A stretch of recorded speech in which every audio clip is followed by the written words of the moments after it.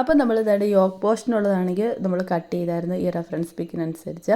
അതിനുശേഷം തേണ്ടി ഇനി സ്കേർട്ട് പോർഷനാണ്. അതിന് ഫസ്റ്റ് ഞാൻ ക്രേപ്പിൻ്റെ ലൈനിങ് തേണ്ടി ഇതേപോലെ രണ്ടായിട്ട് ഫോൾഡ് ചെയ്തിട്ട് ഒരു കോർണറിൽ നിന്ന് മറ്റേ കോർണറിലേക്ക് ആക്കത്തക്ക രീതിയിൽ തേണ്ടി ഇതുപോലെ ഫോൾഡ് ചെയ്ത് തേണ്ടി ഈ ഒരു ഷേപ്പിൽ കിട്ടണം.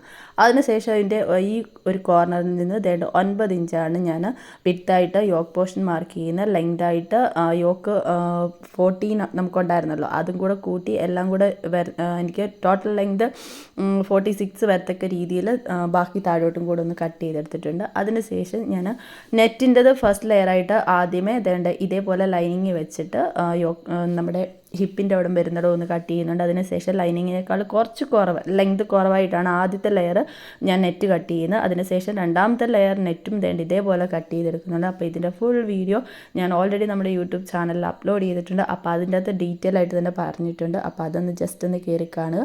അപ്പോൾ എന്തെങ്കിലും ഡൗട്ട് ഉണ്ടെങ്കിൽ ജസ്റ്റ് കമൻറ്റ്